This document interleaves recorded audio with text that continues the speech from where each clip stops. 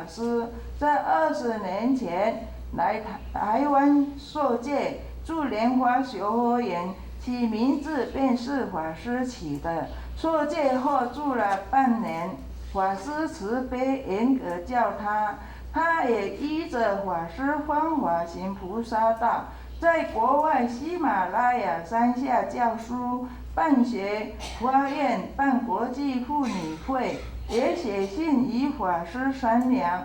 妇女会征请法师做会议主持人，法师派仁华法师去印度。后来在泰国举行，法师也带几位华梵佛学研究所研究生参与。2年前，慧空法师写信来请教法师，妇女会在华梵举办哦。法师也问过莲岩老师，国际妇女会在华梵举办，你们不愿意？我们老师很欢喜，一致说好，大家来帮手。时间过得真快，2年后的今天，有一连串的活动安排，从高中夏令营、小学夏令营、国际国教教育研讨会，到这次的国际妇女会等等，及8月份开始的水陆大法会、大轮山人文夏令营、7月加熏修、宗教和平生活营都会在华梵校园进行。小英法师为佛教贡献很大，是第1位在社会大学研究所兼任教及兼所长，参与国外学术会议的比丘尼，也是台湾举办国际佛教教育研讨会、开办华梵佛学研究所及创办清凉义展第1人，更是第1位创办佛教社会大学的比丘尼。法师一向谦虚礼让，默默地耕耘，忍辱负重，常教导学生莫在十字路口上与人争先恐后，所以华严经营不怕一切劳苦，但愿众生离苦得乐，实是法师真切的写照。生活中就算在百忙之下，也不断出版了许多著作，有诗歌，有画册，有佛学、游记、文学。我们也常常说，在他老人之下带领那我们有唱有画有学，一生都用不完。谢谢阿弥陀佛。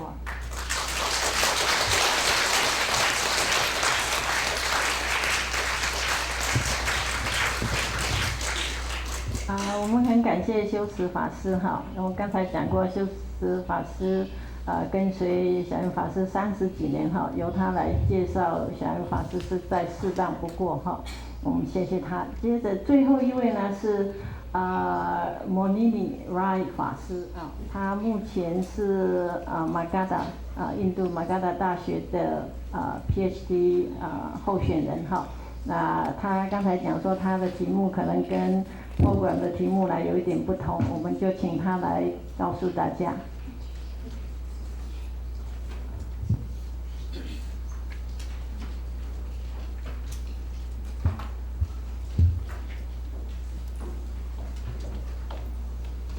阿弥陀佛。Good morning, everybody.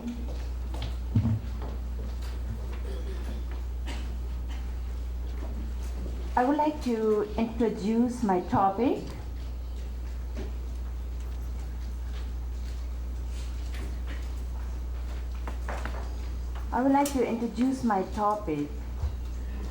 Bridging Contemplation and Social Activism, by examining the academic context of Burmese nuns.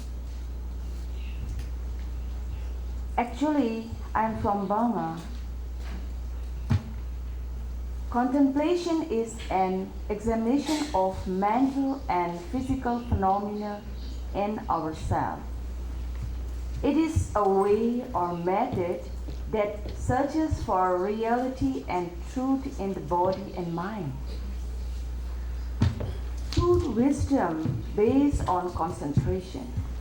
By true and constant observation, we can accomplish a constant degree of concentration and knowledge.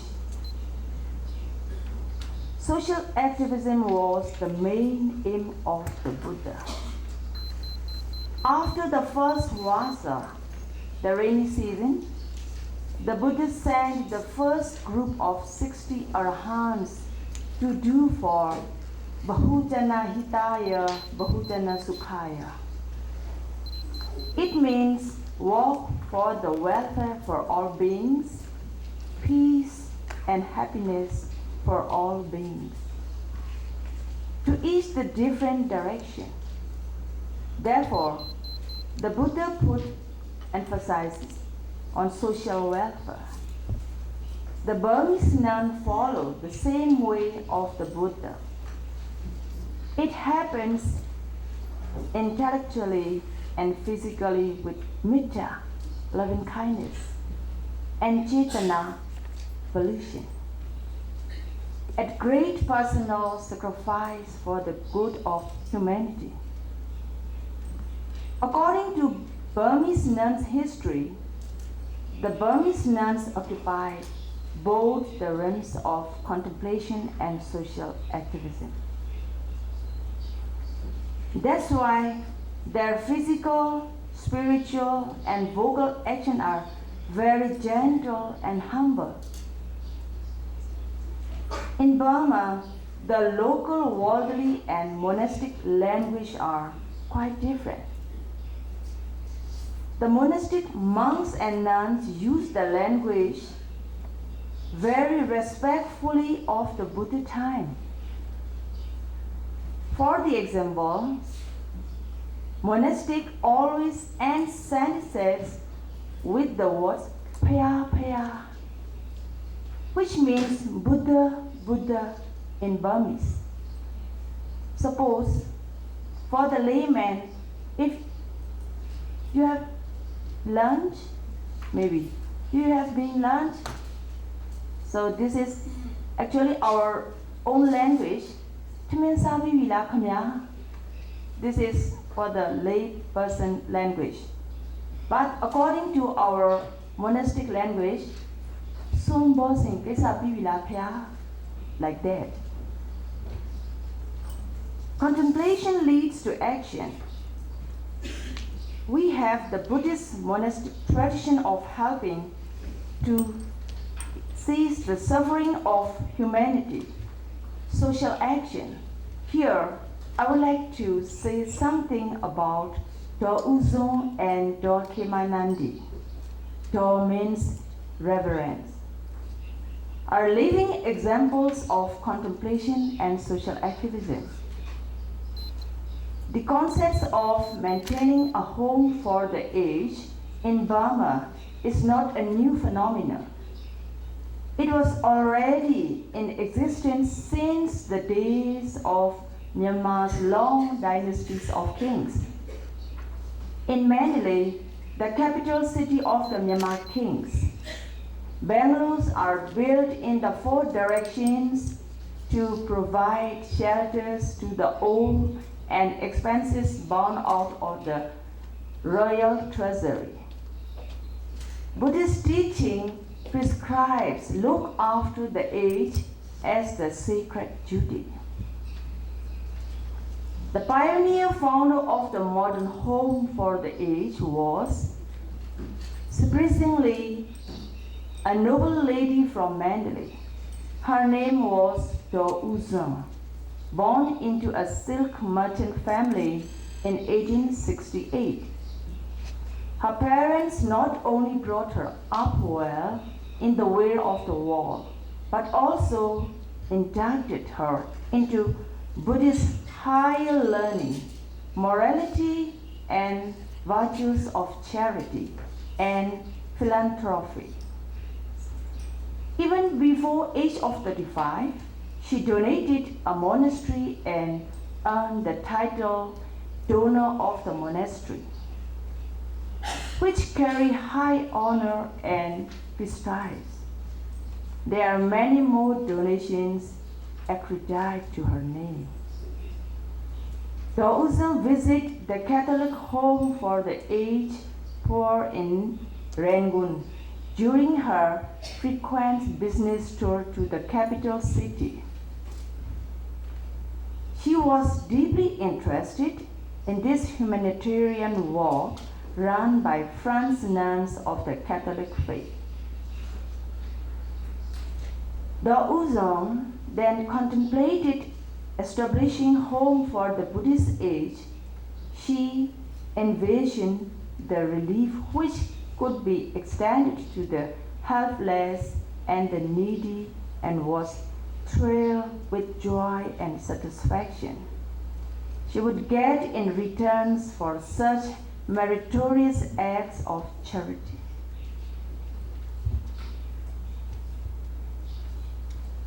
Daozong discussed the noble project with venerable high monks of the Order of Sanghas and lay elders. With their encouragement, he succeeded in establishing the first ever Buddhist home for the aged on 11th January 1915 at Mengkong, a small town not far from Mandalay. At its inspection, there were only 3 residents, 1 grandfather aged 96 and 2 grandmothers aged 65 and 98. The building was just a small thatched hut. In the initial months, Daozong personally attended to the needs of the 3 aged people. By now, she was so totally converted to the mission that she donated all her estates and assets for its upkeep. 4 buildings, 100,000 church in cash, and all the land in trust for the home. Encouraged by the success of her first home in Mengkong, he expanded her missionary social work and opened home at the town in 1923, at Paunti in 1929, at Nancy Gong Ward, Rangoon in 1933, and at Okoku in 1937. She even renounced the lay woman's life to become a nun at the age of 60 and stay at Paunti Home. In recognizing of such humanitarian social service, Grandmother Daozong was given a title of TPS by the British government. Its concern upon those render commendable service for the welfare of human beings. She passed away in 1944 at the age of 76. At certain time throughout history, a person is born into the human world who is instrumental in bringing love, peace, and joy due to her selfish altruism, philanthropy, and diffusing of loving kindness to all on earth. Dokimanandi. Dokimanandi is the one of the most generous nuns in Myanmar. She was born in Mandalay in 1911. Unya and Dopu are her parents. He became a nun when he was 10 years old. She established an orphan schools for girls, Zaya Siri, first in Tangu in 1958.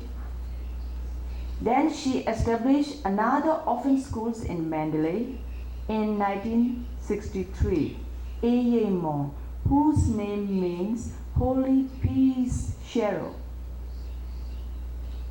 There are over 30,000 girls raised by this school. Some of them are already graduates. In this school, they teach different kinds of professional skills. They have very open-minded rules. When the girls graduate, the schools never fought any kind of objection regarding their future decisions. They never force the girl to become nuns. It depends on their own wishes. Therefore, according to their noble activities, the Myanmar government offered her the missionary title of Mahasattamajotikaja on January 4, 1995. She has a large staff and therefore it is still running smoothly. She is 91 years old and staying with Donanda Thierry. The Noble Burmese Donors Committee supports her project. The principal activities of the nuns in these nunneries are to rise at 5 a.m., to take part in the morning chanting, to cook eat breakfast, and to meditate and study the Buddhist texts. After classes, in the late afternoon, they do manual work at the nunnery. At 6 p.m., they again gather for evening chanting and Dhamma discourses. Some nuns are vegetarian and most are always ready to help in every aspect of nunnery. Young nuns are under the direct care of their nuns teacher. A very much integrated member of the Buddhist community. We have seen how much their identity is down from the actual running of the monastic community. The nuns with the monks and from the part, they play in enabling the monks to separate from the world. One of the best ways to gain in religious position lies in the area of education. There are only self-sacrificial motives, so that action is straight for the heart. And as there are no selfish motives, it will help others. May all beings be happy and peaceful. Thank you very much.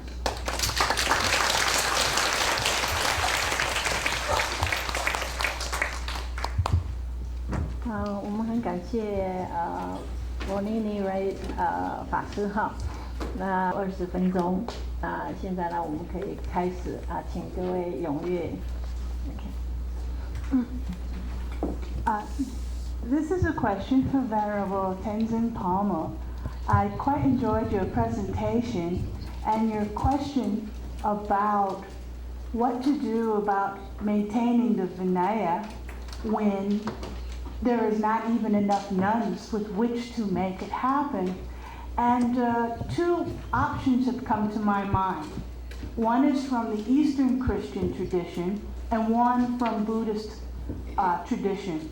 And the Eastern Christian tradition, because they, like the Tibetan Buddhism, have a rich variety of way of worship and methods of worship. So they have lots of requirements, but they too have what you call the frontier experience. In other words, what do you do if the priest does not have a deacon, the deacon does not have a subdeacon, or people don't understand, but you want to communicate and you want to serve and fulfill your duty. And they call this, what they do in these occasions, they are permitted to simplify the regulations. Rather than create a new regulation for a new situation, they choose to do what is called economia. which for the translator you can use 经济法. In other words, it is not the legality that is important about what you do. It's not the external. It is your orientation. You wish to serve God and God's community. So rather than worrying about details, it is intention. The second method that comes to mind is how in Buddhism it is a fundamental. If you have a good seed, you will have good fruit. So if a nun must walk by herself because there is no other nun to walk with in order to teach, in order to even just survive, that is not a crime because her intention is to honor the Buddha and honor the Dharma and honor the greater Sangha. So rather than create a new law, I would say you do not need to create anything. What do you think?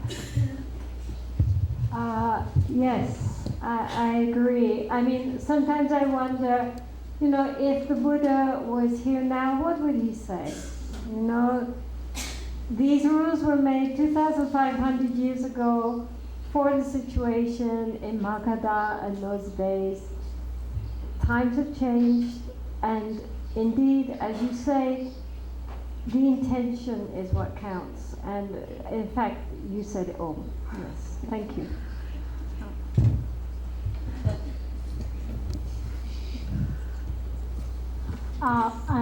Thank you.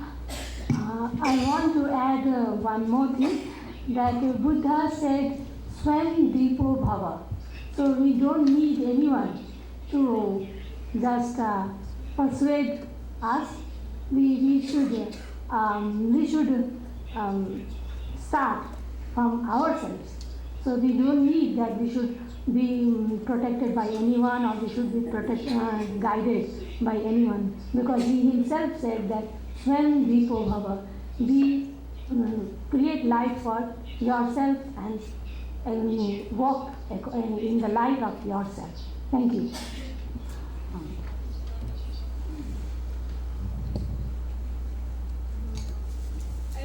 Himself said that these rules did not apply if the monastic was an arhat.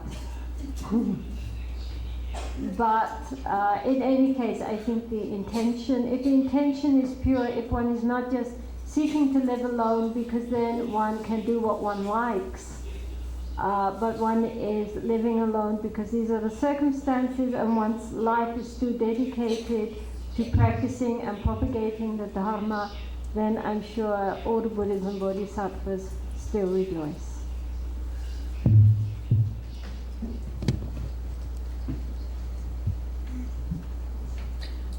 I have not studied Vinaya well, but instead of focusing on Vinaya, in my understanding, Vinaya is a tool to establish Sila. So Vinaya is a kind of a rule for the specific organization as an institute to keep harmony, as you said. So when before the Vinaya Patimokkha was established, over the Patimokkha was recited according to the study at much more earlier stage. And instead of reciting the whole thing, the Sangha recited only the very short passage which appears in the Dhammapada too. So in this very short, it is a kind of spirit of the Sikhapada, and as a kind of a whole, not a one by one lines which you can write down in the letter on the paper. It's a spirit of the whole Sikhapada, and according to that, not harming to oneself and others, and both. And not only that, I carefully examine the basic fundamental spirit of the whole Sila attitude. I think that we can summarize from three aspects of the criteria of action. And so far it has been mentioned only the intention, but intention plus, I think the one action can be seen from three different aspects. One is from intention, which is akusala, not kusala, or not akusala. And second is action itself is harmful or not. harming oneself, others or not. And also it talks of, I think we can say the third level, that end result of action. If usually punya and papa is translated as a meritorious action, but I interpret as a positive energy and negative energy. So that after taking an action, if the mental state of your the end result of your action is just like kusala. The punya and papa and kusala and akusala is also mental stage, but kusala and akusala is an intentional stage. But the punya and papa is the end result. So if taking an action, but sometimes intention is good, but end results happen to be opposite. But even the result is following the intention, that is punya and papa. Then taking kusala and action itself is non-harmful, and the result is also punya, in a very positive, happy feeling. Then action is very highly encouraged. That's what I understand. Thank you. Yes, I agree. I mean, the reason I brought this subject up is because at the time of ordination, the higher ordination means the acceptance. It's called the acceptance. Acceptance first by the Sangha of Bhikshunis and Bhikshus to accept the candidate into the Sangha, and from the point of view of the Sangha to accept the rules, which for monks are 200 odd, for nuns 300 odd. And these rules for nuns, these do not apply to monks but only to nuns, that we should not be solitary, are on a very high level of importance. This is every 2 weeks I read through the rules, and whenever I get to certain rules, I feel uncomfortable inside. I know it's inevitable. These are modern days, and it's not in itself unmeritorious. It's not papa. It's not a negative action to live by myself. I'm not doing anything wrong living by myself, but nonetheless, it is against the Buddha's intention as a sangha member, because you're supposed to be a sangha, which means a community, and you're not a community. And I know that other nuns who also have this situation, which is growing, of course, in the modern day, also share this sense of discomfort. What to do, I don't know. I mean, we have to accept it. I actually would like Lekshi Somo to make some comments on this, because she has the same situation. I mean, she's such an exemplary member of the Sangha, but she is not within a Sangha community, which is Buddhist. Would you like to say just a few words on what you feel about this lecture? Because she has translated many texts on the Vinaya. She's translated the Patimoksha. She's definitely thought this through. I would be very interested in her opinion. Well, I believe we'll have more time to discuss this afternoon also. But I believe that we have to consider the needs of our present world. If we understand the sad state of the world today, I think we have to simply do our best under the circumstances. We cannot, perhaps in some countries, we could hope to recreate a Buddhist society that would look like Buddhist society did in the 6th century before Christ. But that is probably illusory, and I'm not even sure it's completely necessary. I think Buddhists have to, the Buddha told us to be mindful. If we keep our eyes open, we can see the needs of the world today, with 30 million people dying of AIDS in Africa alone, and just see our situation and how the bhikshunis can work in the world today. If I had to find another bhikshuni to travel with me every time I had to go from place to place, it would be like working with my hands tied. I simply could not do the work that I'm doing in any area if I had to keep this rule. I so wish that I could, but it simply isn't possible, and I think, in short, we need to make the best of our situations.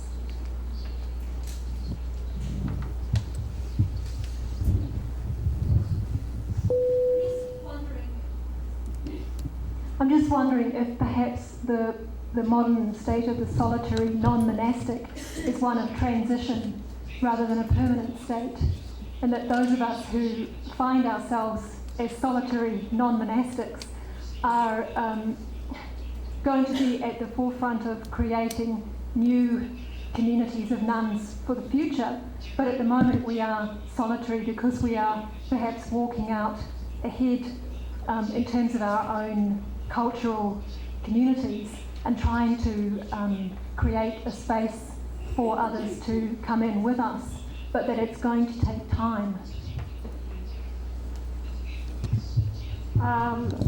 In the sense of being a solitary non-monastic, do you mean that you are going to be someone who leads a celibate life but outside of the monastic discipline, or that you are aspiring later to join the Sangha?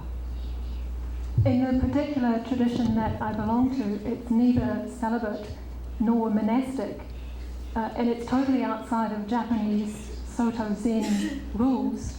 But the person who created this or moved on into this tradition broke all the rules. And so we inherited his breaking of the rules, and that's all I know. So where I go from there, I don't know whether I go back or I go forward. That's just the way it is right now, and I feel like I'm walking blind in some ways, walking into some kind of new future, but it's not created yet. Well, as we were saying, the intention is extremely important, as well as leading a life which embodies the Dharma, which does not harm oneself, which does not harm others, and in which everything we do, whatever our lifestyle, embodies the principles of the Dharma, so that our daily life and the Dharma are one. Whether that is as a lay person or as a monastic or an in-between, not quite sure what, the important thing is that we develop a clear mind and an open heart, and that our whole life is an expression of the Dharma. I totally agree.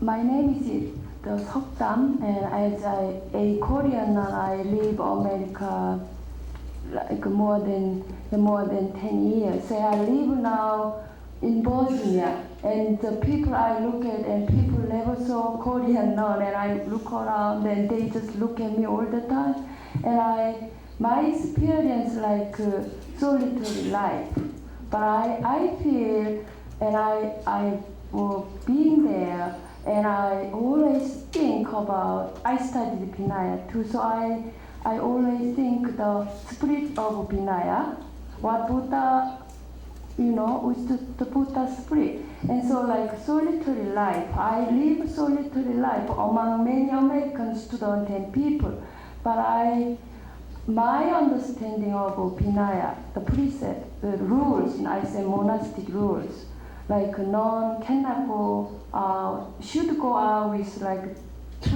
three nuns, but it is perfectly like acceptable, like for as a woman, as Buddhist nun, if we go out at night alone, you can imagine it's dangerous, especially America. So that's very good. So I try to like how to express and go whatever is acceptable, or use what Buddha tried to somehow is protection for women, our own protection. And then, for example, I was just, before I come to here, I was surprised by myself, what I was doing, and I saw American students, they come and hi and shake hand. But I did first, because I think somehow I feel these days I Americanized a lot, and shaking hand is not. And if you see as an Asian, no, like this. But I'm shaking hands with man, is no desire in it. Yeah, just American way of greeting. And I sometimes professors and students can come and hug. I hug to them, but I don't have anything. Just say, just friendly, but it's greeting. So I think we have to be flexible. It's 2,500 years ago, Buddha made the rule because some monk can, acted improperly. So that's why I feel like as long as we try to keep the spirit of Buddha's teaching, I think it's perfectly all right. After I left India, for 24 years I lived in India, and in India, basically one doesn't touch, especially male and females. And I moved to Italy. And in Italy, everybody hugs and kisses each other on the cheek. I mean, it's just a norm. And one time, two or three men were talking together, and they said to me, and they were religious people, but they said, in all our time, whenever we hug a woman, even if she's, somebody we don't know very well, there's always a spark there for a moment. You are the first woman we have ever hugged, and we don't feel anything.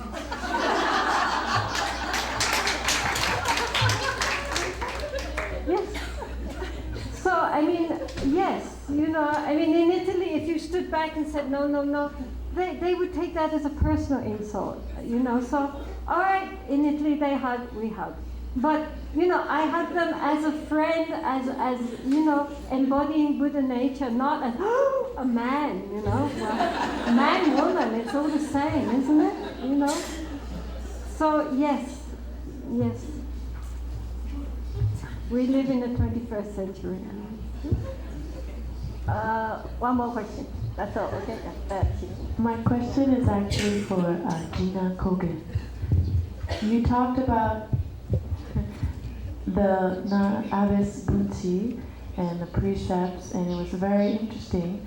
I was wondering more, can you tell us about Enshoji, which is the temple convent, now?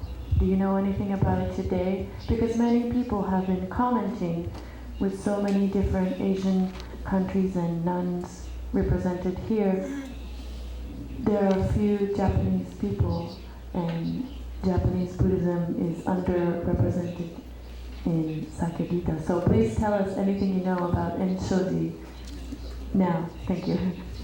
Okay, they're very private, actually. I think one of the difficulties for convents in Japan today is that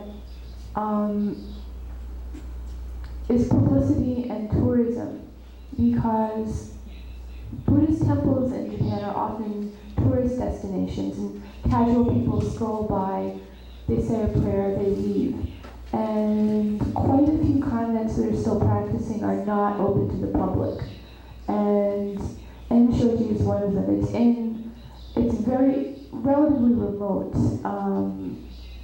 You have to take a bus from the center of Nara for about 45 minutes and then walk up a mountain to get to it. And you can't go in. You can just go up to the gates. So I haven't met the current abbess of Enshoji. And I hope to before I finish my project, because I know a professor I know there knows her. And anyway, okay, so what they do is they chant, they do rituals, they offer flowers, They are actually, they teach ikebana, the flower arranging.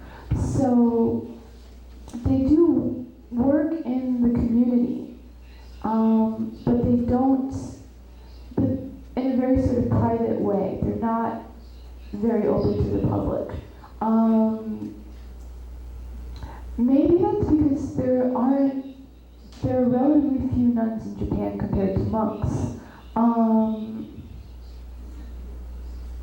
I don't know. I really don't know why there aren't Japanese nuns here. I wish there were. Because I feel like a really remarkably inadequate representative for that, given that I am not a nun and I am not Japanese. So,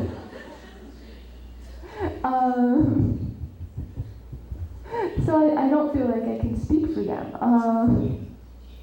I can just talk I do about want to mention that Taniguchi, Dr. Taniguchi-san, she did say before that she's fully ordained in the Jodo Shinshu tradition. Well, I think it seems I'm from standing at two extremes. One is Jodo Shinshu. Shinran officially, the only one monk in the history of Buddhism, officially said, I am going to marry. This Buddhism started by the couple. But my academic interest is not Theravada, Nikaya. I want to make distinction between, I even criticized Buddha Gosha, which has a slightly different interpretation of Nikaya. So I feel very different. But one thing that related to Vinaya,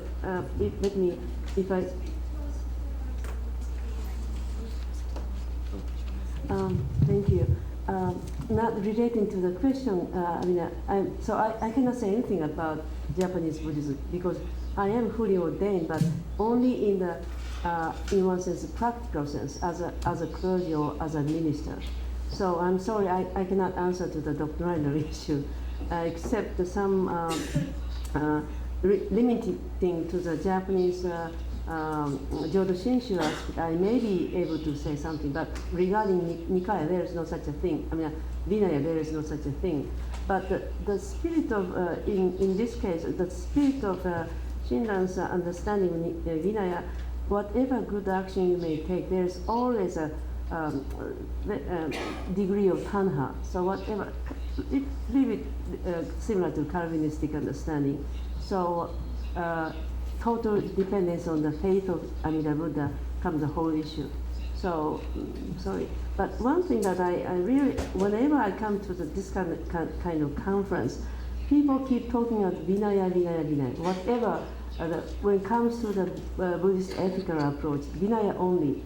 But in the Nikaya, Vinaya, which is Sikkapada, the Sila has been very heavily confused soon after the establishment of Nikaya, which is even appeared in the Milinda Panha. So people began to focus on Nikaya, Vinaya as a Sikkapada or guideline because of this mixed misconception or mixture of the two languages. And Sila and Sikkapada, different things, categorically and conceptually. They may be similar, it appears to be as a phenomenon, as an action. But one Sila is a spirit of as a refined action, refinement of physical verbal action. As opposed to Sikkapada is you can write it down as a line. So I think it's kind of difficult to take Vinaya as a core of Buddhism, because even if you keep 500 Vinaya, suppose, it doesn't guarantee that you are enlightened. So the Sila, I wonder why Sila should be more emphasized instead of Vinaya, because Buddha himself said, minor rules can be changed. So the cultural aspect should be more carefully examined if we can keep this Patimokkha or we can change. But I'm sorry to your question.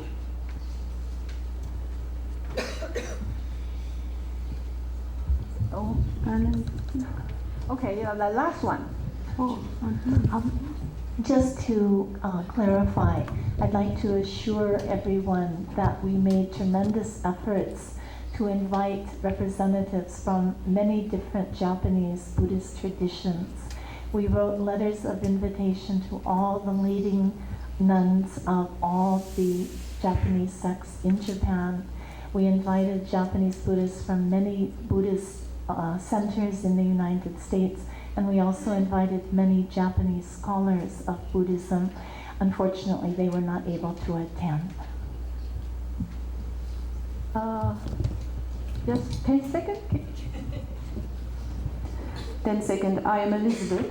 I've been living and teaching English in Japan for past 7 years. And being a Buddhist, I have Buddhist connection in many different Japanese sects. I am a Buddhist myself.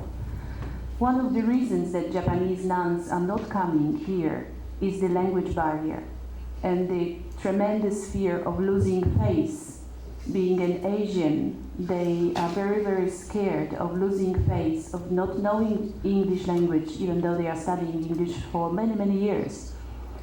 If Japanese nuns were given a group experience and a translator and interpreter, they were prepared for such an event, they would have been here, not in numbers, but they certainly would make their presence. We had Japanese women, and one of them, Midorigawa Myosei, from Tendai sect last year, but due to her study in India, she is unable to attend this conference this year.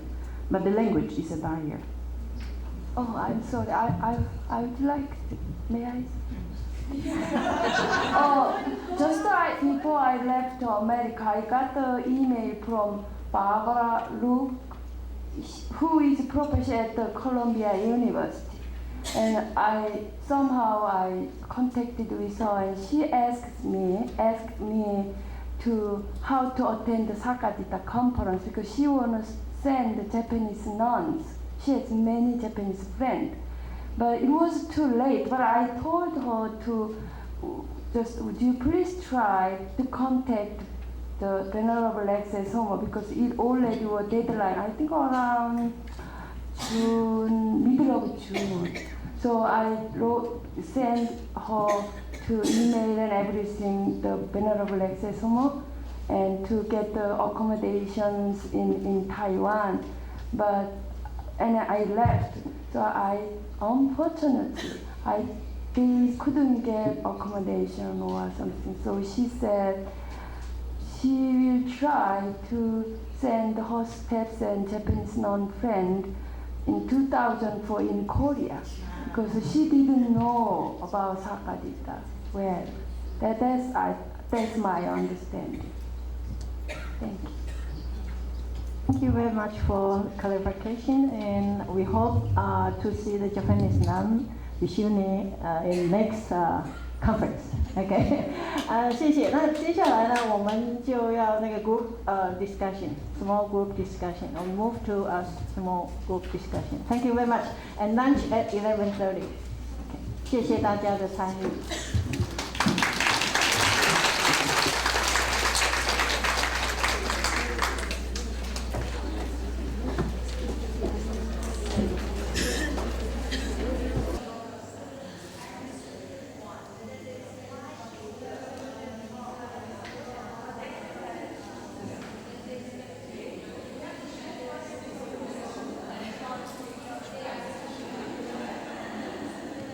stay there.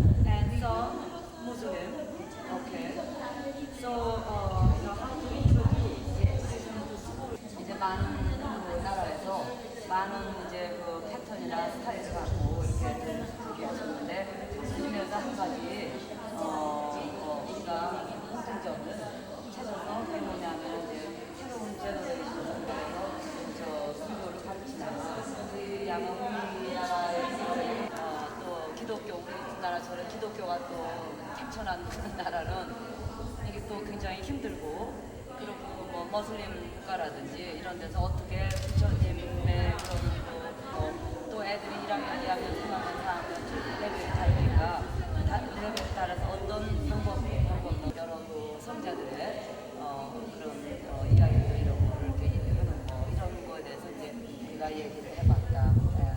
가능성을 또 이렇게 서로 나눠주고 그랬다. Anything else? 그리고 이제 maybe we can talk about something about Korea. Status quo of Korea because everything is 이게 다 물물이 아니라 신신.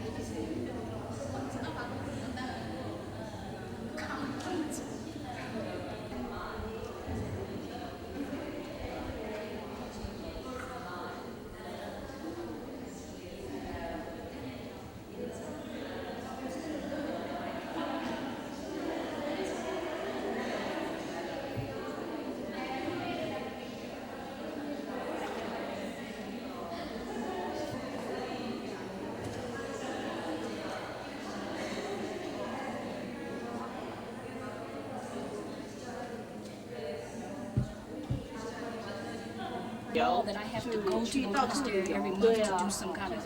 到处参学，I write letters, we talk to people. I see. 这一位就是说，对，在寺庙他以前说过，就有一些出家人，他们就会比较啊，我比你好啊，就是什么。可是他把头发留起来，他还是要包起来，不是放出来啊。不是。他的头发还是留起来，还是包起来啊？包两层啊。I wrap it up out of respect for everybody else here who has a shaved head. I don't be walking around my hair flying all over. My hair is actually quite short. I braided hair into it because in the summer I just wanted to let it rest. But my hair is actually quite short. 所以他说他为什么要穿这样子的，就是因为他要尊敬佛教你们的，因为你们剃头了，他就要尊敬你们，也想他说其实沙吧不算，不算袈裟，一般服装。Tibetan tradition. Our teacher is Tibetan. Guess you can say that. 就是俗人的服装。这叫做在家人的。我的 layman or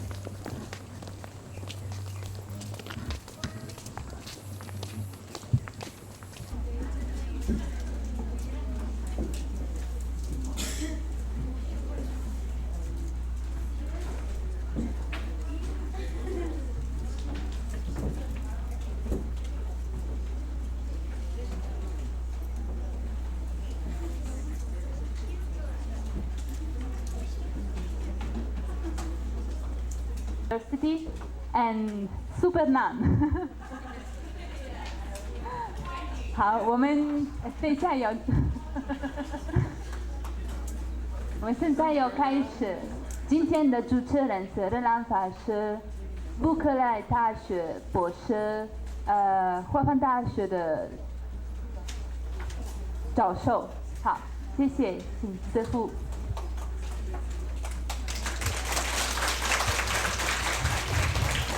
Thank you, the introduction by Stefania from Italy.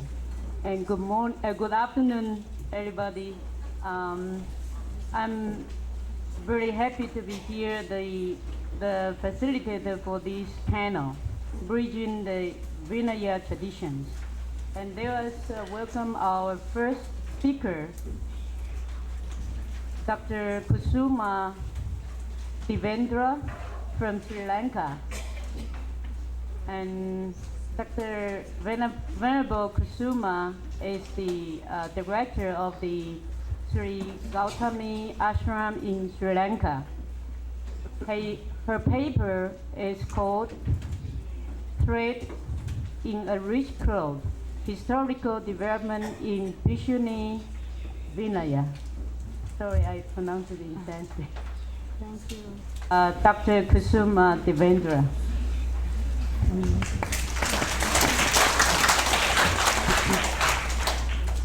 Bridging the Vinaya tradition. Here again we are talking on Vinaya. I must apologize that this Vinaya is exclusively for monastics. And also, as was said before,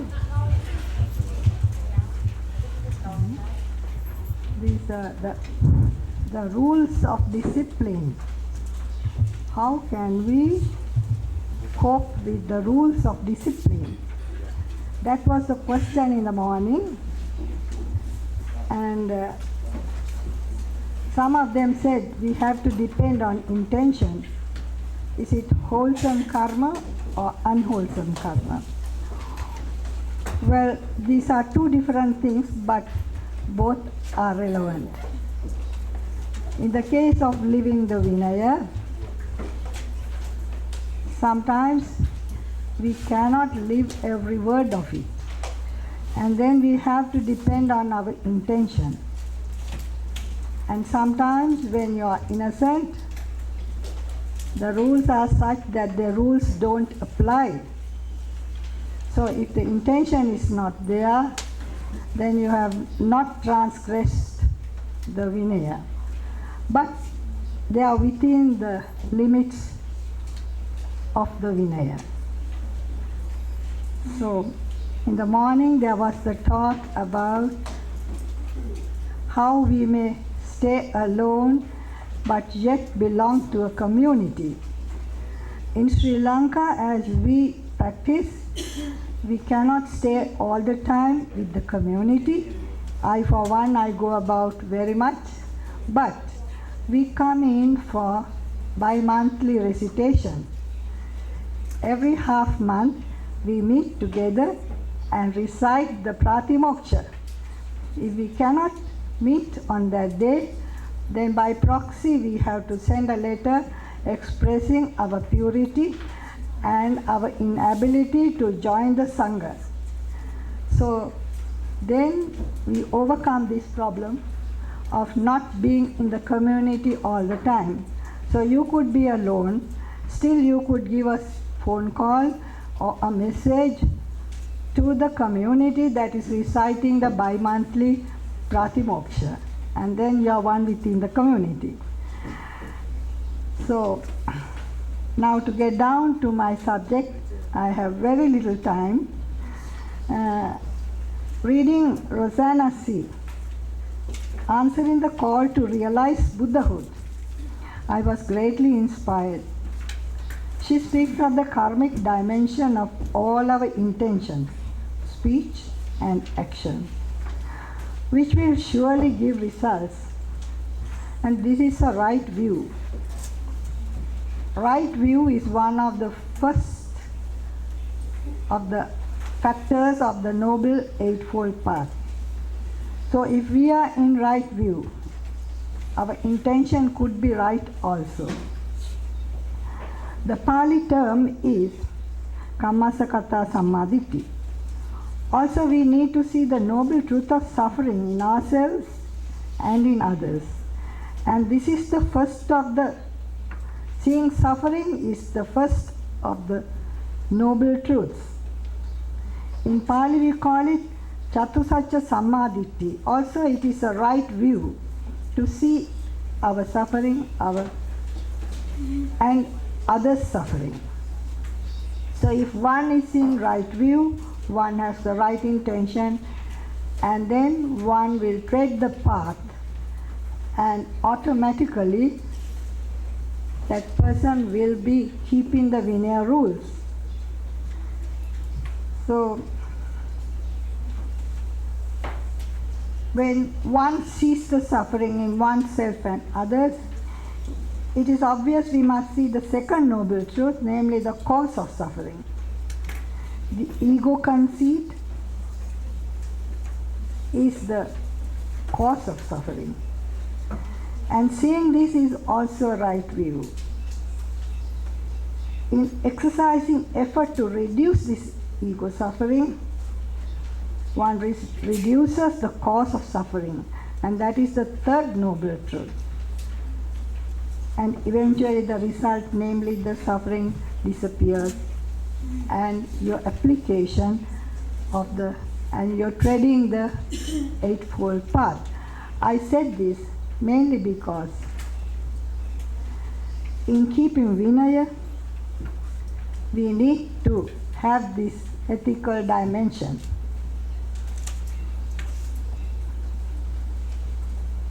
So we could always practice according to the Dhamma, either living the four sublime states or seeing impermanence, non-self and suffering, or seeing the karmic dimension of good and bad intention. So my topic is bridging the Vinaya traditions. The Buddha promulgated the Vinaya rules for the ordained community in order to facilitate their treading the path. We need to practice Vinaya to this end. So this is a communal community living, and then it is generally accepted that one has to live away from the household, have your hair shaven, dress the robes of the monk or the nun or bhikkhu or bhikkhuni, and also follow the Vinaya rules. Such a person, wherever she is or he is, could be called rightly a bhikkhu or bhikkhuni. And also they have to come in for this bi-monthly recitation where they express their purity. And then the communal living becomes harmonious. In tracing the historical developments in Bhikkhuni Vinaya, we do notice many a patchwork in the rich cloth. The Vinaya was handed down for generations by word of mouth, and then written down maybe a few centuries later. It is reported that the Venerable Mahinda brought Vinaya books to Sri Lanka in the 3rd century BC. So our Pali canon is about the oldest Vinaya that is available to us. It was a big task for me to do a research on the ancient Bhikkhuni Vinaya. It opened my eyes to the need for bridging not only the various traditions, but also bridging the gap of thousands of years of use and disuse of Vinaya. Interpolations, alterations by subsequent Vinaya masters in ever new environments of age and culture. 2000 years ago, we know the problem of transportation, communication in terms of language and distance, which undoubtedly left its mark in the Vinaya rendering. Sri Lanka being a small island nation, it appears the original Pali Vinaya has been preserved to a larger extent, as if fossilized. Nobody took much trouble to alter the Vinaya. We still have the Pratimoksha rules well preserved. Our culture was entirely built on the same basis as in India. Even our architecture and language and practice is very close to the ancient tradition in India.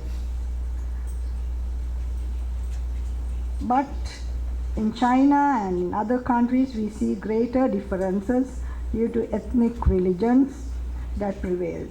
Also, dress, language, climate, distance made the gap wider. In my research, therefore, I had to rely mostly on the Pali Vinaya to discover the original Buddha word. Especially my work was around the much discussed 8 Garu Dharmas. These Garu Dharmas appear in Pali as separate from the Vinaya Pratimoksha. They are merely rules that don't apply and they don't come in for the bi-monthly recitation.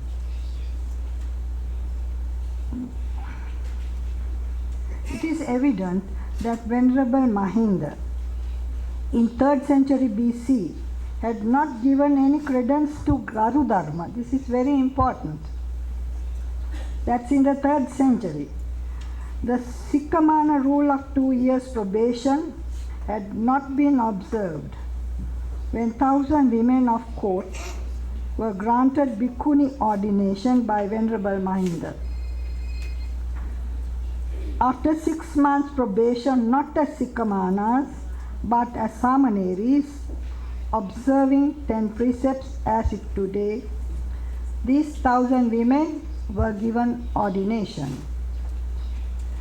This is well documented in Sri Lankan history as found in the ancient chronicle, Mahavansa and Chulavansa.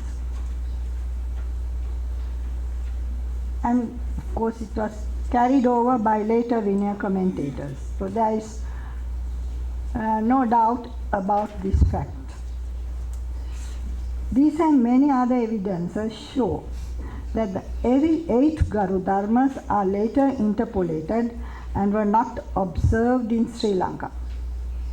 But in studying Mahayana Vinaya, I must excuse myself because I was warned not to use this word Mahayana, because the Vinaya appears to be the same in all traditions as far as the rules go. But these 8 Garu Dharmas have been later interpolated into the Vinaya rules. Now this is a very significant fact.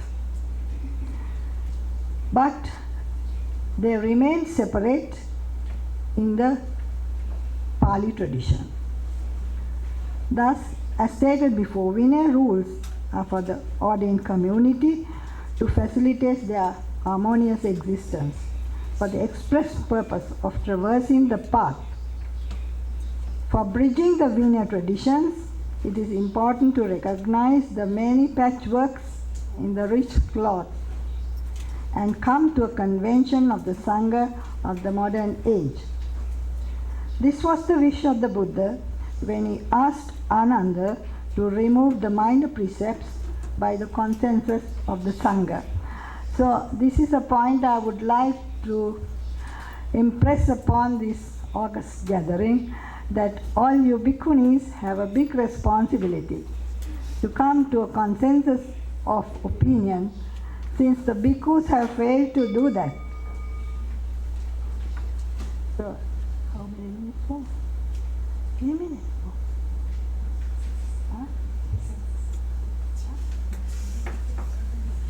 Huh? come to consensus about these minor rules and come to a harmonious agreement as to what we should keep and what not.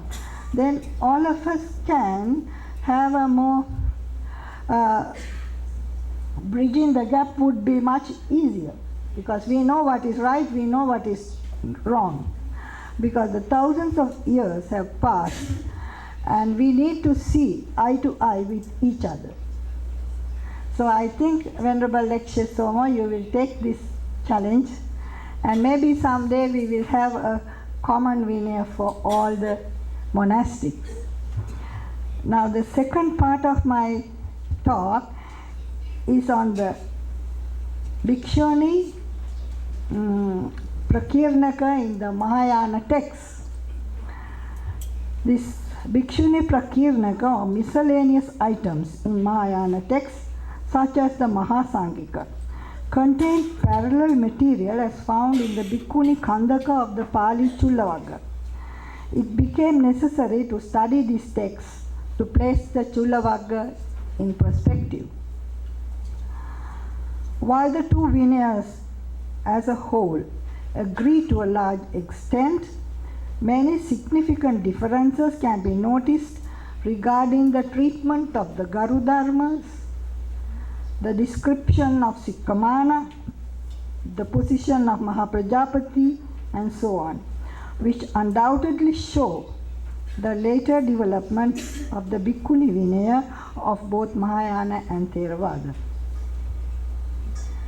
Mahasangika Lokottravadin seem to have emerged from Mahasangika in about the 3rd or 2nd century BC.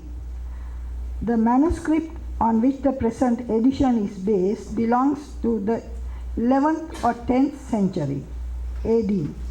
In spite of the considerable distances of age, the ancient Vinaya tradition is well preserved, says Roth. I have given all the references, and I have this paper there for you to read, all of you who are interested.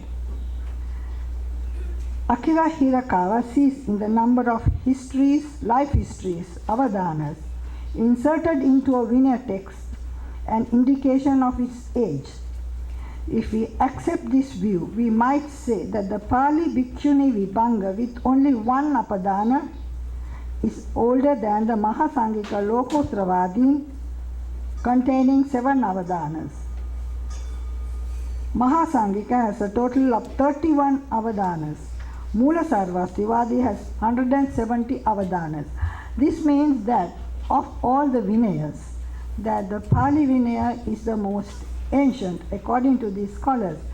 I have given many more references, and since my time is gone, I'm sorry I can't say much, but I could only conclude that in bridging the Vinaya gap, we have to study what the original Buddha word was, and we have to go close to the Buddha word. And also, we have to make certain adjustments as regards time, culture, language, climate, and so on. So I thank you very much. This paper is available for you for your perusal. Thank you.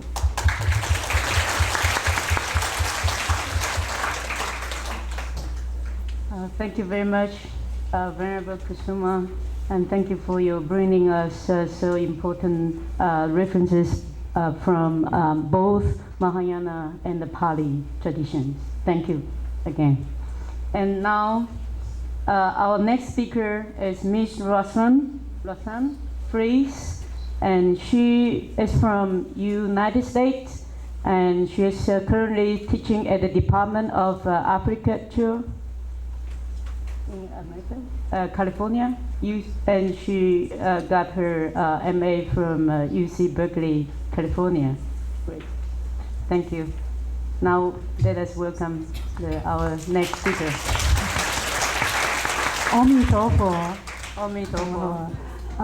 First, I would like to thank my Dharma master, Ten Yi, Dafa Shi of Fantianyan Suyun Si in Taiwan, who and her student and my Dharma sister, Yichang Bashi of Bacolod, Batsang Tzu in the Philippines, because they have taught me that Buddhism is not just doctrine and not just meditation, but a whole way of life. And so I would like to just dedicate this presentation to them, for they are my inspiration and my guide. Let me tell you a little bit about myself. Yes, I do work for the Department of Agriculture, but I am an economist working in international trade, and I was a diplomat in Beijing working as an agricultural attaché.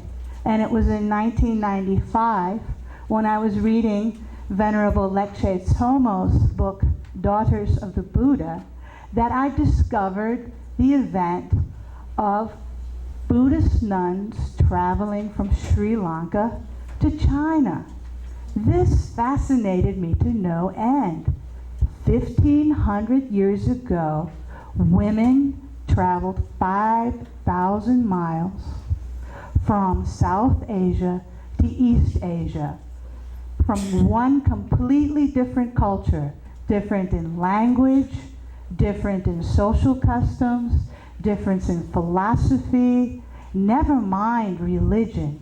And they were sent by one king, the king of Sri Lanka, to meet the emperor of China. And I realized, for all I know of world history, this is the world's first diplomatic mission by women. So I would like to look at this event from the point of view as an economist and from my own experience as a diplomat, as asking not the usual kinds of questions of the transmission of the lineage. I would much defer to the people here on the panel who are far more advanced in Vinaya. But let us talk about the other aspect of Buddhism, and that is people bring to people the teaching of the Buddha. My sources are four. Using the Bichoni Zhuan, that was written by Dao Chang in 514. The Gaoseng Zhuan, or the Lives of the Elder Monks, written by Hui Jiao in 530. But I'll go to a third source, and that is I looked at a number of imperial and military economic histories, and my fourth source is our maps. After all, transmission is either on foot or by boat. But what makes that happen? I'm an economist. I have to say, I have to ask the question, who paid for this? After all, even today, the Bhikkhuni Sangha has this very question. How do you find support? So, let me, I can go in a number of different directions, but I want to be kind to the translator who worked so hard to translate what is a very long paper. And let me just start off with a few broad observations. Two things I thought were fascinating. It is often taken for granted that the transmission of Buddhism from one country to another was automatic. And it is also often taken for granted that as soon as the first monks and the first nuns arrived in China, everyone thought it was wonderful and the emperor was happy and peace occurred under heaven. That was not the case. We are talking about a revolutionary idea. The second major point I hope to illustrate in my talk today is the fact that surprisingly, who were the best supporters of the new Bichoni Sangha in China? It was two South Asian men, the monk Sanghavarman and the monk Gunavarman. And so, if the Bicho Sangha can support the Bhikkshuni Sangha in the past, then it should be nothing new to find the support in the present. So let me begin with a couple more concrete observations. It is interesting when I looked at the biographies of the 65 biographies in the lives of the nuns and the 205 biographies of the lives of the monks, that nearly 3/4 of the stories about the nuns happen in just one area of China, in today's Nanjing, which before was known as Jianye or Jiankang, and that but the lives of the monks cover the whole array of China, northwestern China, northern China, northeast to south, everywhere. But 3/4, 45 of these biographies are just in one area alone. So what was happening here? Second, I went through many works looking at identifying which women's monasteries were founded where and when. And if any of you are students of Chinese history, it can be a very difficult experience because Chinese provincial names changed, cities' names changed, county names changed, and then the calendars are not by this useful Western method of just one set of numbers, in the year 1921. No, you have, each emperor has his own calendar, his own reign era, and so I put together a chronology of which temples were founded where, and from what I could find of original sources, as well as from modern guidebooks, there are only 9 temples, women's monasteries, and I say women's monasteries because a convent is a Western Christian concept, and since monks and nuns follow the same Dharma and offer the same Dharma, therefore I don't wish to use a word that somehow makes women's monasteries different from men's monasteries. Anyhow, I could only identify 9 women's monasteries before the arrival or before the first dual ordination in 434 in China of nuns. But within a mere 65 years, another 45 women's monasteries were founded. And again, 90%, either before the dual ordination of 434 or after the dual ordination of 434, 90% of them were in one city, or in the capital of the Eastern Jin, again, Nanjing. Now, another interesting point, going back to my earlier observation, that some people think that Buddhism was automatically accepted. That was not the case. If you look in Chinese history in between the years 400 and 450, in the Common Era, it was an era of terrible civil war. It was the end of the era that was called the 16 Kingdoms. 16 different countries. Some scholars count as many as 22 different nation-states in China at that time. Some supported the Sangha, some were indifferent, and one king, the king of Liang, actually put to death the very monk, Tao Wu Chan, who brought the Bodhisattva precepts to China. So, being a Buddhist and receiving imperial support was not automatic and could mean death. And I can give you many other examples, but time is short.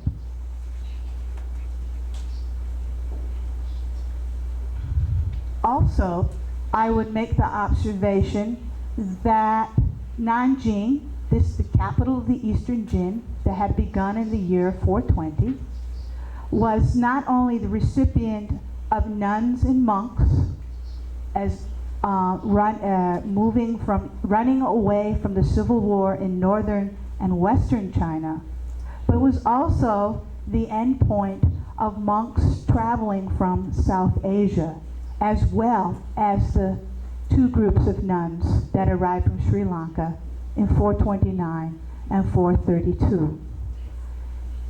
I have found in my research and looking at maps, because I wonder, how do you cover 5,000 miles? You just don't do it like that.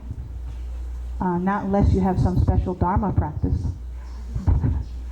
As it turns out, I have found that the transmission of the Dharma, everyone knows, was almost within just 1 or 2 generations of the Buddha's lifetime from India to Sri Lanka.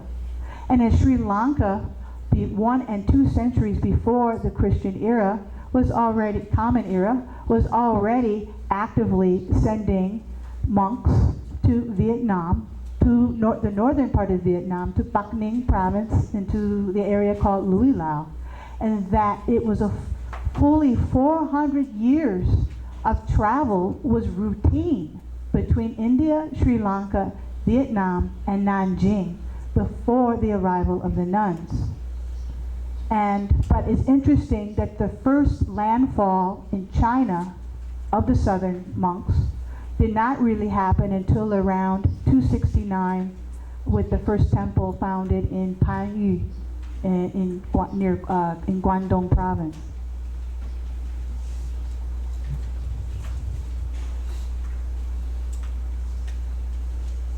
So I would say that Nanjing is a focal point of 2 Silk Roads, one coming from the west over the mountains from China, and from the south through the ocean from India.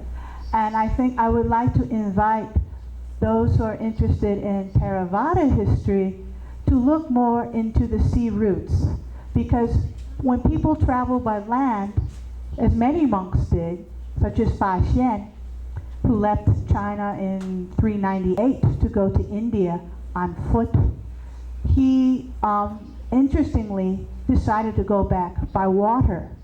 But see, when land is a wonderful way of preserving documents and temples, viharas, and so forth, it's a long way. It takes 5, maybe 10 years to go by foot. But you know, your likelihood of success is fairly high. By ship, it's quick. It's only 3 to 6 months. But should you hit a typhoon, all are lost. Not only the people traveling on the boat, but all the things that they carried with them. And I cannot believe that somehow the boats that went from Sri Lanka did not stop in Burma, did not stop in Thailand, did not stop in Malaysia before getting to Vietnam, and then Guangdong, and then Nanjing. So I hope that there will be Buddhist archaeologists and anthropologists. Just because there were no written languages in these countries in these centuries does not mean that the Buddha's Dharma did not find good seed and good fruit there.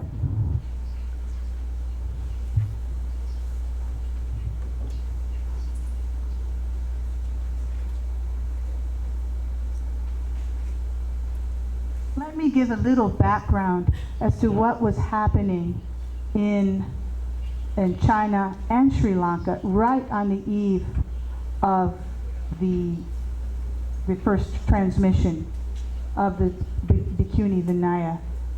And I've just gotten my papers a little out of order, so one moment. The Sri Lanka that the nuns had left was a land of great religious strength. In the century prior to 429, Sri Lankan religious growth was explosive.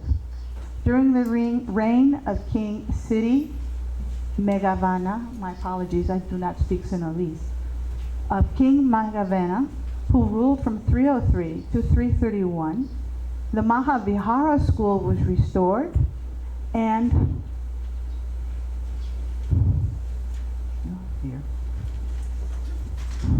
let me just speak from memory.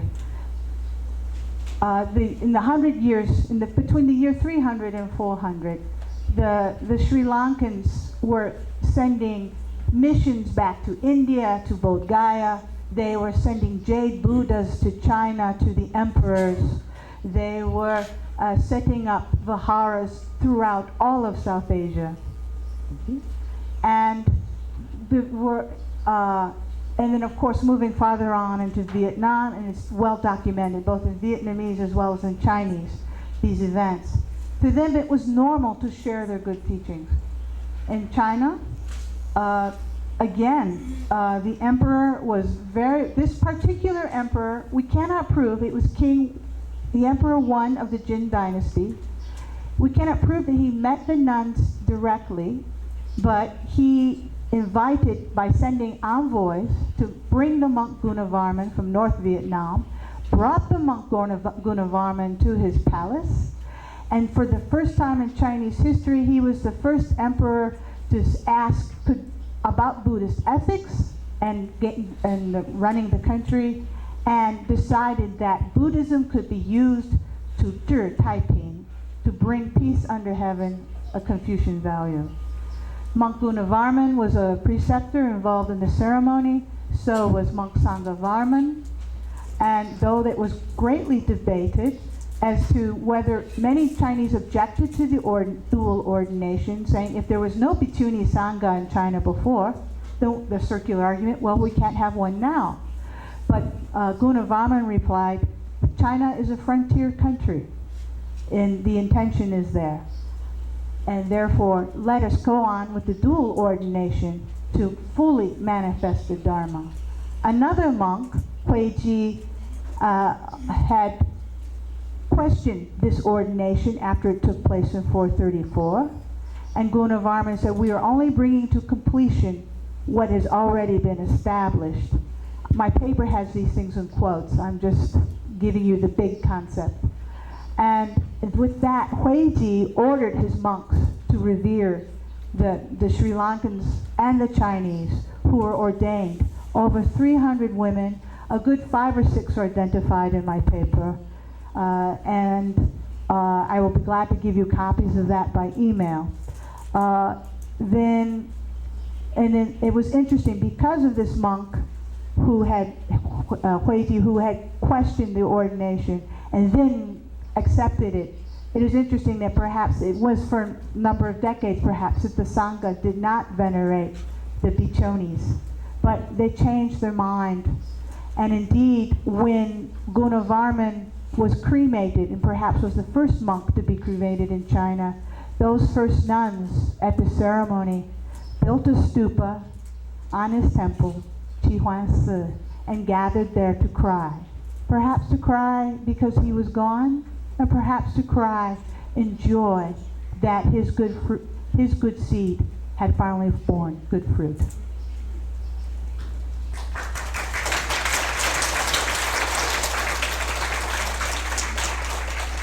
Thank you very much for your inspiring presentation regarding the very early transmission of the Vinaya in China from Sri Lanka. And then let us welcome our next speaker, Dr. Henjing Fa Shi. I think I probably need to take a few minutes to introduce her. 2 seconds? Not enough. 2 minutes. She is currently teaching in the Department of Philosophy at National Taiwan University. It's one of the among the top university in Taiwan. And since Venerable Henjing has been helping planning for this Sakyadhita conference, and since a couple years ago, and also she is so humble, and she didn't want to sit on the stage on our opening ceremony. Actually, she was doing very great job and a lot of work before Venerable Leishi Zoma arrived in Taiwan about a few weeks ago. So Henjing Fa Shi has been a guide and give her valuable guidance for our planning committees. And she also supported all finance for our opening ceremony and also for the tickets for the nuns. So we really appreciate her hard work.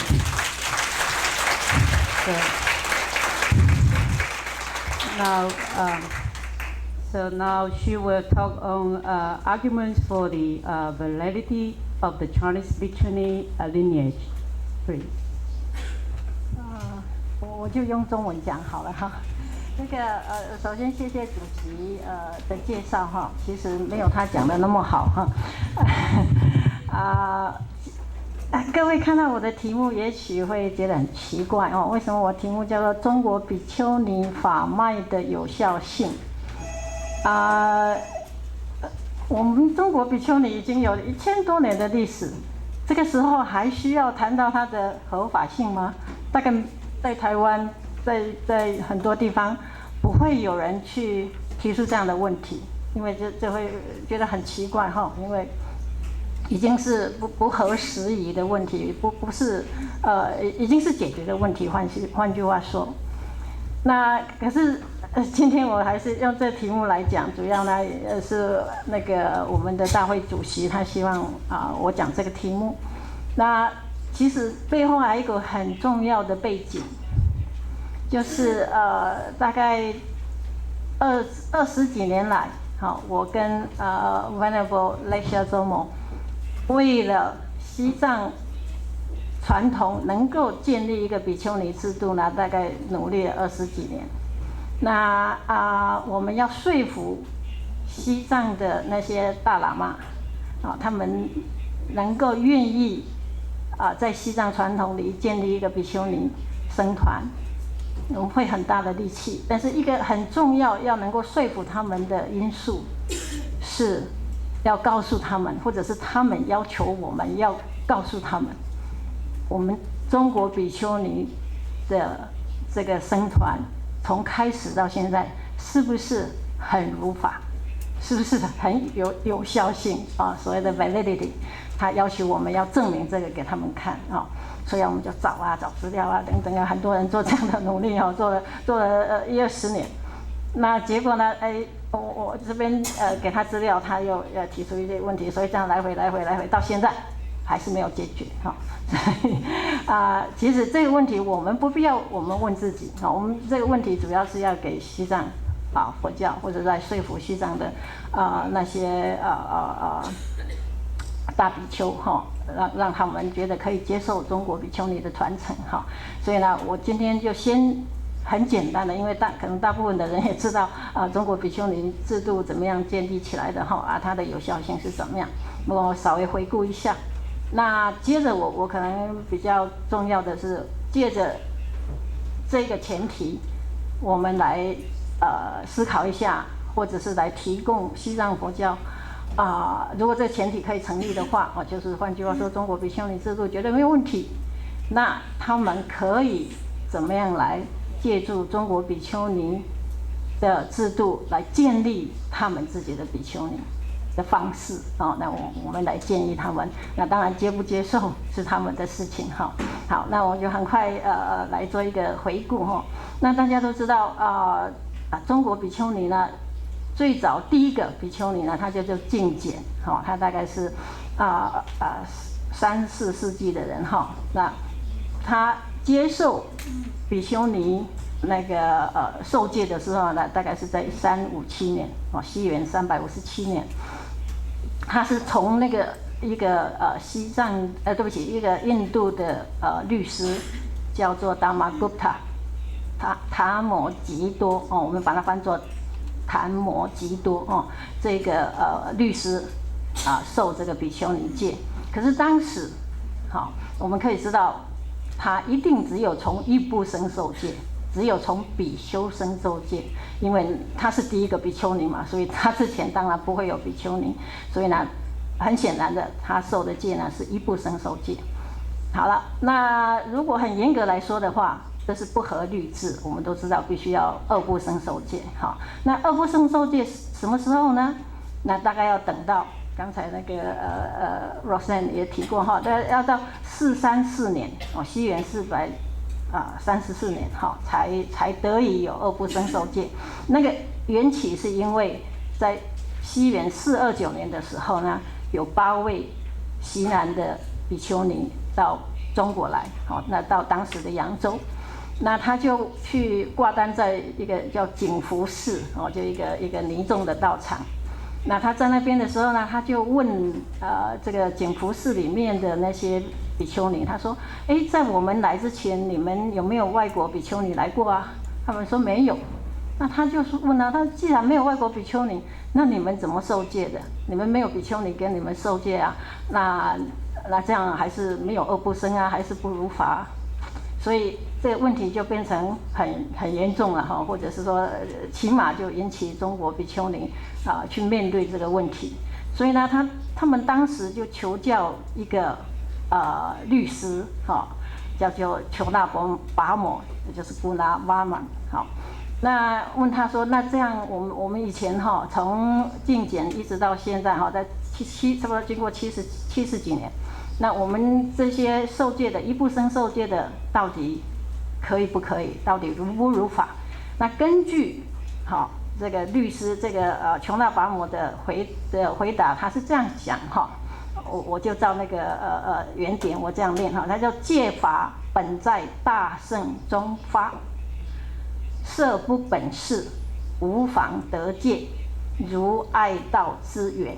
他的意思就是说，比丘尼受戒呢，他能够得戒，或者说他能得戒，主要是从大僧，所谓大僧就是比丘僧，从那边得来的。好，那所以呢，设不本事，如果不做本事，所谓不做本事，就是也可以叫做不做本法。所谓本法，就是在比丘尼僧中受戒。就是第一步就是前一个步骤。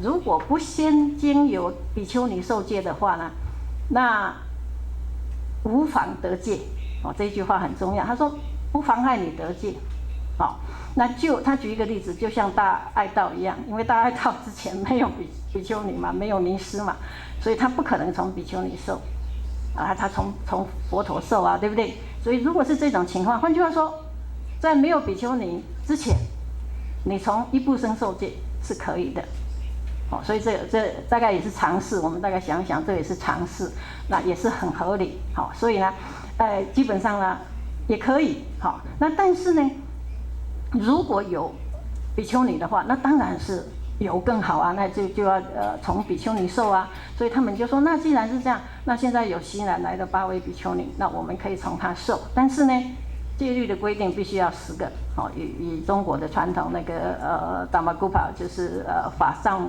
部的规定的话，要10个那个戒师，所以呢，他只有8个，所以不够，呢，他们就要人再去西南再去请来，所以他们又从西南又请了3位那据说呢，有一位叫铁梭罗，就是铁沙拉这个比丘尼他就带着3个人，就3个人一起来，所以就一共有11位，那就够了就可以2不生受戒。所以呢，在西元434年，在扬州的南宁寺就由谁来受戒呢？那时候的古那瓦曼就是那个求那跋摩已经过世了所以就由另外一个戒师叫做僧伽跋摩给他们受戒。所以呢，到434年中国的比丘尼僧团就是完整的正式的成立，完全应该是没有问题。好了，那如果是这样的话，那西藏国教还怀疑什么呢？对不对？还有什么问题要问呢？现在问题就在下面了就如果是你很仔细去做研究的话，你会在那个资料里面在藏经里面一些史传部的一些典籍里面，你会发现有一些记载是对比丘尼僧团不太有利他怎么讲呢？譬如说，我们举一个例子，就在宋代祖的时候根据那个佛祖统计有一部典籍叫做《佛祖统计》，那他有记载很清楚记载，他说在宋太祖的时候，宋太祖呢，因为他也不太懂佛教，可是他就下一个诏令，他说，为了怕你们这个比丘尼混杂在一起，所以呢，以后你们受戒他皇帝嘛，他可以下命令，他就说以后你们受戒的时候，就在尼众就在比丘尼的寺庙受戒就好了，不可以到比丘那边受戒。他就下这样的命令。那下这样的命令，换句话说，他也没有讲很清楚，但是呢，没有记载很清楚，但是他很显然的含义就是说，以后比丘尼自己受戒，就不必到比丘了。那这个就很严重。为什么？如果照刚才琼那法摩的解释呢，比丘尼的那个戒呢是要在大声中发，就是说，换句话说，要最后比丘给他们受戒之后，才能够算完成。光是到比丘尼还不够，好，那比丘尼跳过去反而是比较可以，因为最后那一个阶段他认为是最重要。好了，那如果照这样的记载，那他就比较严重。可是呢，我们同时又看到一个记载，他说没错，宋代主曾经下过这样的命令，但是呢，那个自盘就是写这个佛祖统计的这个和尚哈，他很明确的讲，他在写这本书的时候，他记载这件事情，可是他同时说，宋太祖曾经下过这个命令，可是现在他在写书那个时候，他说现在已经没有了。换句话说呢，这件事情呢也没有说一直延续到很久。换句话说，这中间可能有一段时候是比丘尼没有办法到比丘僧团去受戒，可是呢，这个不是长期的，所以我们不能就因为这样的记载，把比丘尼的中国比丘尼的那个有效性呢，把它否定掉。哦，这个是这样。然后呢，我们再看如果你看明清的一些史书的记载呢，我们也看到有一位律师叫做洪赞，他曾经在他的书里写说，哎呀，比丘尼制度已经这个失传好久了，哈，是因为怎么样呢？因为他们都没有二不生受戒，好，他也这样提，没错。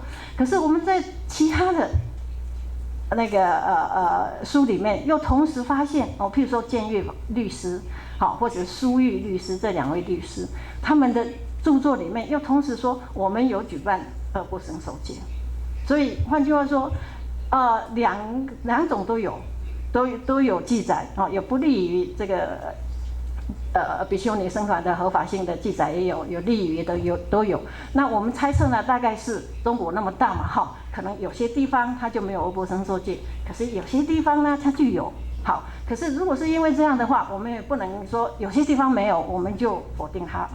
这个整个把中国比丘尼的僧团呢的有效性就整个否定掉，那这样也不合理哈。好了，那这个如果都还可以解释的话，现在还有一个大问题，就是什么问题呢？就是今天我们都看得见的，有西藏的喇嘛，他到台湾来一打听，说，哎，你们台湾受戒，从民国40几年、50几年以后开始受戒，到今天。我们怎么发现前几十年，前30-40年之前，所有的戒场都是一不生受戒，都是只有在比丘僧受戒，都没有在比丘尼僧受戒。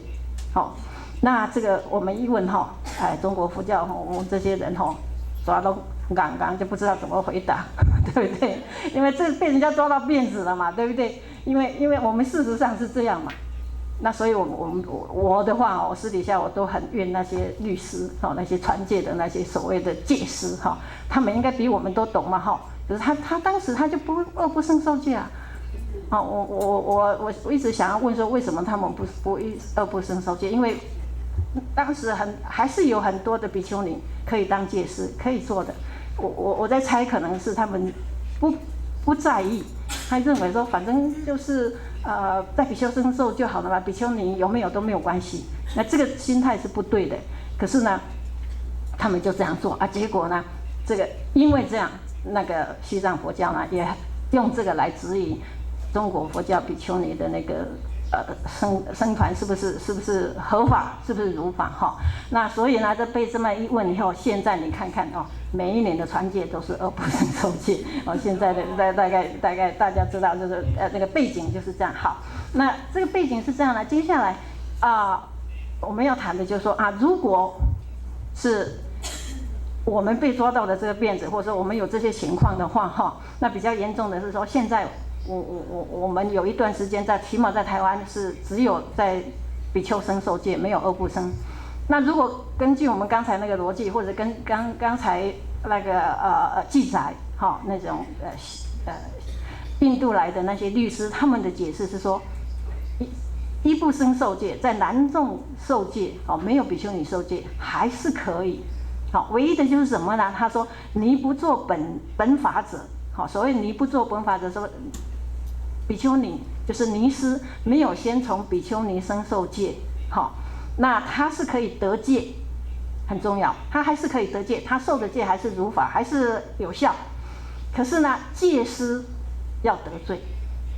所谓戒师得罪，就是说你是戒师啊，你比谁都很抱歉，你比谁都懂。可是呢，你给他受戒了，那他们当然就可以得戒啊。可是你自己犯错啊，你应该先问好他，如果没有先到比丘尼生受戒，你就不给他受就好嘛。可是你既然给他受了，他们不懂，他们不知道，所以他们还是可以得戒。那你们自己那个比丘去负责好了。好，那如果用这个逻辑来推断的话呢，那我们可以建议，我不知道可不可以容许再给我多2-3分钟，哈。可以。特别的 favor， 不好意思，那就占用大家的时间。好，那如果是给我多一点时间，那我就可以比较详细讲一下。那我们来建议啊，西藏佛教可以来怎么做呢？我的建议就是说，大概有4种方式啊。第一种就是他还是可以一不生受戒，就像中国古代一样。好，就我们当初也是一样啊，没有比丘尼啊，所以我们还是就受了嘛，好。那受了就是他们根本也不要来问我们中国比丘尼到底如不如法，跟我们中国比丘尼没有关系。他们就怎么样呢？就西藏的尼师就去西藏的喇嘛那边去受，就去受。那可是他没有经过比丘尼众，没关系。根据他刚才这样讲，就说没做本法，然后呢，戒子得戒，戒师得罪，对不对？对。那也可以啊，对不对？也可以啊，也是如法啊，也是对的啊，哈。那戒师得罪也不是什么大罪嘛，就波义的罪嘛，也不是什么大罪。然后呢，他就去忏悔一下就好了，对不对？好，可是你不能一次就结束啦，因为怎么样呢？要这些女众，这些尼师要能够自己又可以做戒师，要经过12年。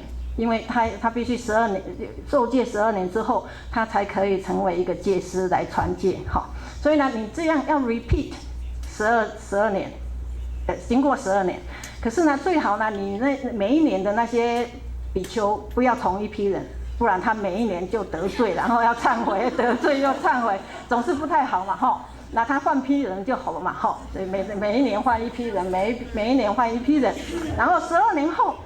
这些比丘尼就有资格了，这些比丘尼就可以当戒师，第一批就可以当戒师。戒师呢，他就可以来先在比丘尼生中先受，然后再在比丘再来那个西藏的比丘那边去受，那这样就完全如法，完全合法了都没有问题。可是前提他必须要接受这个求那保摩律师的诠释，如果他不接受这样，那就免谈了。好，这是第一个方法。第二个方法，我认为也可以试看看的，就是说，他们借助中国比丘尼的那个帮助，好，所以他们呢，就一开始就来2部生受戒，刚才是1部生，现在是2部生。那2部生他们没有比丘尼，所以一定要借助外人。那外人的话，当然中国比丘尼可能是最好的选择。好。那他们就来请中国比丘尼去当他们戒师，所以呢，他就可以有先到比丘尼生那边去受。那南众那边呢，他可以怎么样呢？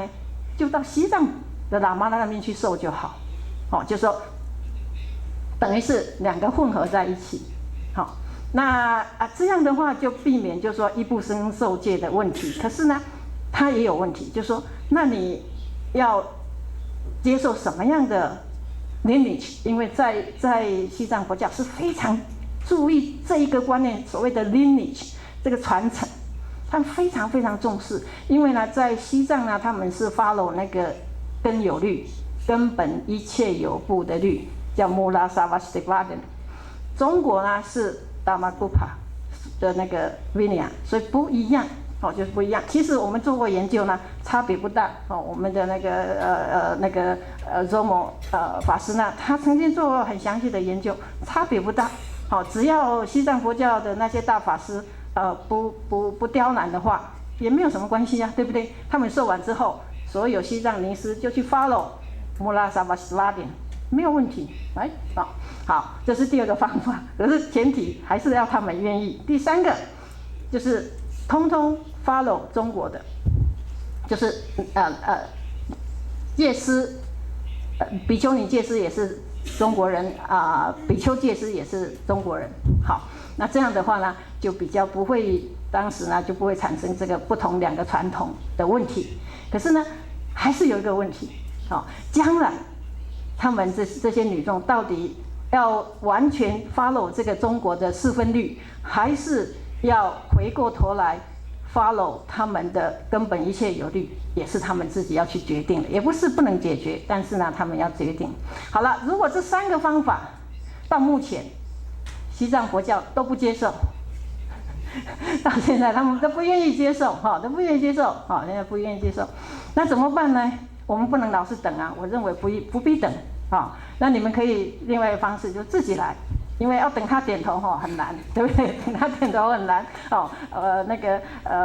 我们这次开会那个达赖喇嘛曾经发一个电报来跟我们恭贺，里面他就讲，他说我很愿意有一个西藏比丘尼的那个僧团的建立，但是呢，我们要先召开一个国际的那个戒律的大会，然后让各国的那个各个传承的那个大和尚、大律师都来参加，然后呢，大家有共识才可以。那这个。我想也很难，对不对？那如果做不到的话，那我觉得说，西藏的尼师或者是南传这些国家的尼师呢，就自力救济，就自力救济。自力救济怎么救济呢？你们很简单嘛，也不必到台湾来受，因为飞机票很贵嘛，你就干脆怎么样呢？就在印度你们那边有很多西藏的尼师啊，对不对？他很多啊。那你就自己办一个传戒的那个叫什么传戒的法会嘛，自己传嘛。那你就从台湾请来12个比丘尼长老比丘尼，然后呢，也许西藏就请来12个大喇嘛，然后就自己传啊。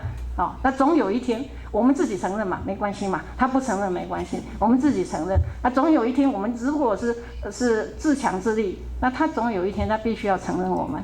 好，很抱歉我用大家太多的时间，那我也希望大家集思广益来替这个没有比丘尼制度的国家来解套我们都希望他们能够有比丘尼制度的建立。你想想看，西南，我们中国是从西南得到比丘尼戒，可是他们会失传。可是我们想想看，说不定哪一天我们中国也会失传啊，对不对？所以如果每一个国家、每一个传统都有比丘尼制度，那对佛教不是很好吗？好，谢谢。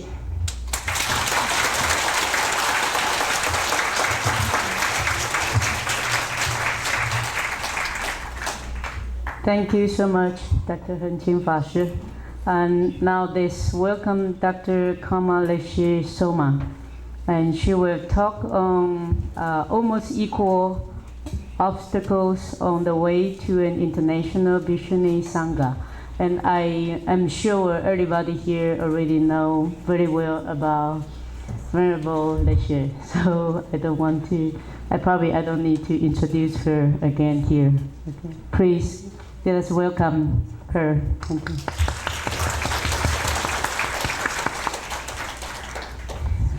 Often when I come to Taiwan, people ask me, what is the problem? Why are the Tibetans and the Theravadins not accepting the Bhikshuni lineage? So I didn't plan to be up here twice, but because this question kept coming up, I thought I would try to present their arguments. And I will just read from the paper. In theory, Buddhism is egalitarian.